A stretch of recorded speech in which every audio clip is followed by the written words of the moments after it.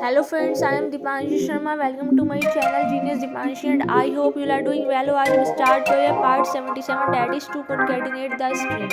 आज हम क्या करेंगे, आज हम दो स्ट्रिंग लेंगे और दोनों स्ट्रिंग को कॉन्कैटिनेट करेंगे। कॉन्कैटिनेट का मीनिंग होता है जोड़ना।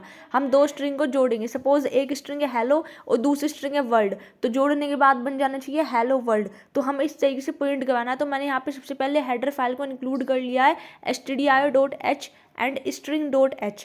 जब भी हम बात करेंगे स्ट्रिंग की तो हमें string.h हेडर फाइल को यूज़ करना पड़ता है, क्योंकि अगर हम स्ट्रिंग फंक्शन को यूज़ करना चाहते हैं तो उसके लिए हमें string.h हेडर फाइल को अपने प्रोग्राम में इंक्लूड कराना पड़ेगा। उसके बाद मैंने यहाँ पे मेन फंक्शन बनाया जिसका मैंने रिटर्न टाइप लिया है इंट।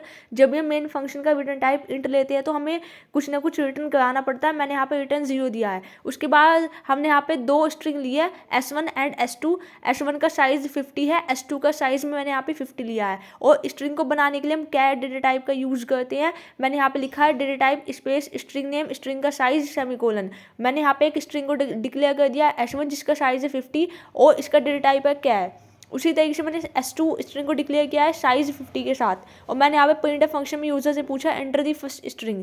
तो यूज़र क्या करेगा, यूज़र फर्स्ट स्ट्रिंग को एंटर करेगा, मतलब कुछ ना कुछ एक स्ट्रिंग देगा, ठीक है, मतलब कि कैरेक्टर वैल्यू। और मैंने यहाँ पे क्या करा, मैंने यहाँ पे गेट्स का यूज़ करके s1 को जो है मैंने यहाँ पे ले लिया। देखिए गेट्स फंक्शन का हम यूज़ क्यों करते हैं ये मैं अभी आपको बताऊंगी जब मैं इस प्रोग्राम को रन कराऊंगी। फिर मैंने यहाँ पे लिया प्रिंटफ में एंटर दी सेकंड स्ट्रिंग। तो मैंने यूज़र से पूछा अब आप सेकंड स्ट्रिंग बताओ। मैंने गेट्स फंक्शन की हेल्प से गेट्स फंक्शन के अंदर एज एन पैरामीटर में s2 डाल दिया। तो यहाँ पे क्या होगा कि जो s2 स्ट्रिंग है वो गेट्स फंक्शन की हेल्प से हमें मिल जाएगी।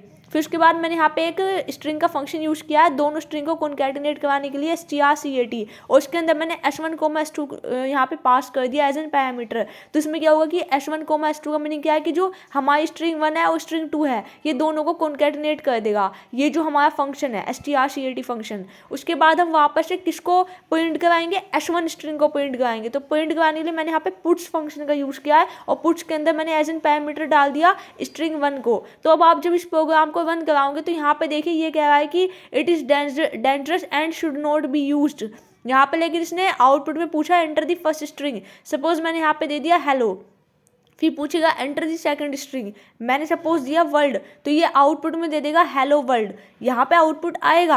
अब देखिए मैंने यहाँ पे गेट्स और पुट्स का यूज़ किया है। ये देखिए आउटपुट आपका आ गया है। गेट्स का मीनिंग होता है यूजर से वैल्यू लेने के लिए और पुट्स का मीनिंग होता है कि प्रिंट कराने के लिए। अब मैंने यहाँ पे गेट्स और पुट्स जो लिया था वो मैंने इसलिए लिया था, सपोज कोई पर्सन है अगर उसने स्ट्रिंग 1 में दिया जय स्पेस स्ट्री, तो ये जो हमारा स्कैनर फंक्शन होता है वो स्पेस के बाद वाली स्ट्रिंग को काउंट नहीं करता। तो ये यहाँ पे सिर्फ जय ही लेगा, इसलिए मैंने यहाँ पे गेट्स यूज़ किया था।